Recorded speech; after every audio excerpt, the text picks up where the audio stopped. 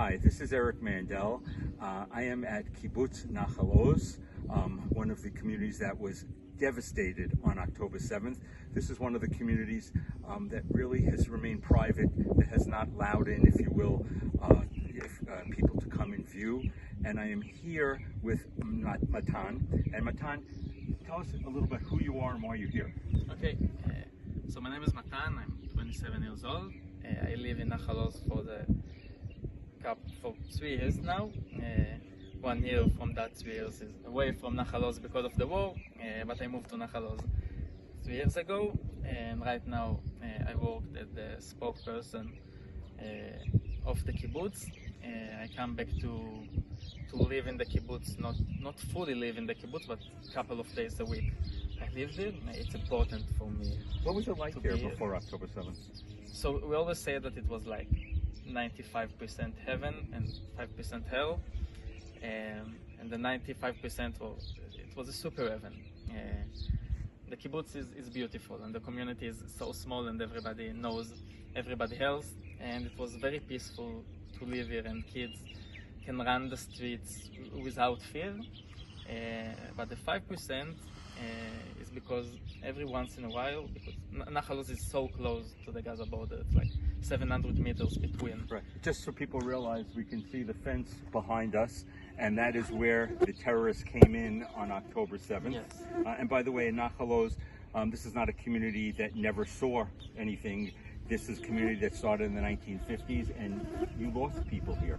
We lost people on the early days of Nahal Oz, where terrorists from Gaza came and attacked people that worked in the farming gear.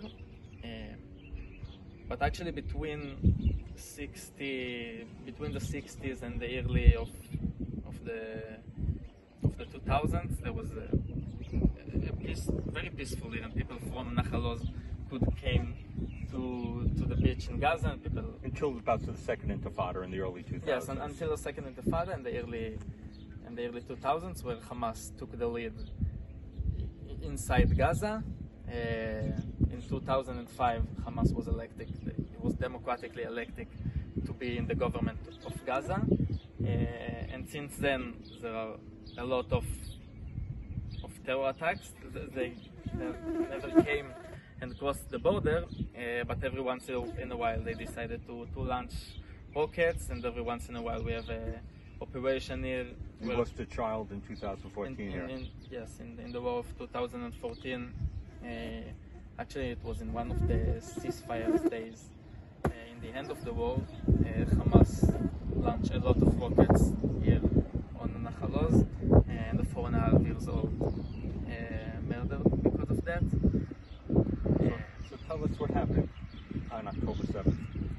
So on October 7th, 6:30 in the morning, everybody here wake up because of a lot of red alerts.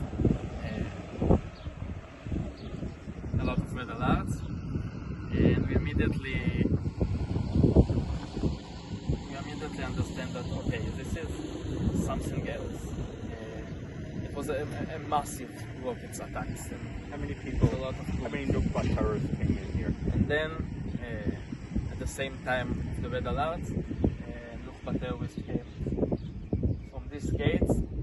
The first wave of the Nukba terrorists includes something like 100 or 200 terrorists that came. They attacked this neighborhood. And you said that the head of security who lived right behind us, he fell very quickly. The head of security came out to fight the terrorists.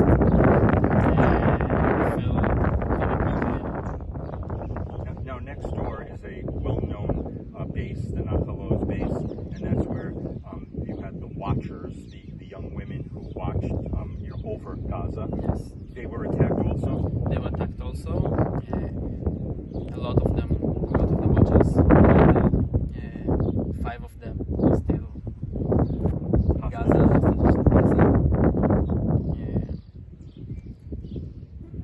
And when they finished with the base, a lot of Nukba terrorists also came from the base to the other neighborhood in Nahal Oz.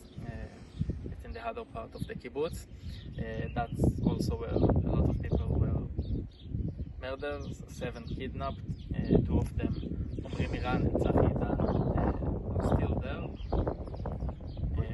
So a lot of terrorists were also there. One of the untold stories is that, so after the waves of the terrorists came in, then the civilians came in who looted the area and also partook in the violence. Yes.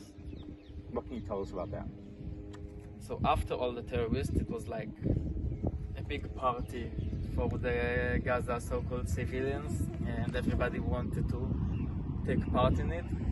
So there was no border and no army, so a lot of civilians decided, okay, we also want to come to cross the border and to come to the kibbutz, and a lot of them came to Nahal Oz. You could see people with flip-flops and a little child that were here, and they enter houses and they burn cars. And did they partake in violence? Were they complicit in the massacre of that?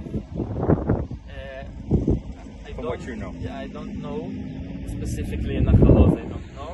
I know that happened in other kibbutzim that they took part of the massacre. But here I don't know. Maybe yes, maybe not. So this will be part 1 of what it is, and we're going to talk a little bit about where does Nahal Oz go from here and what that means for Israel. Thank you.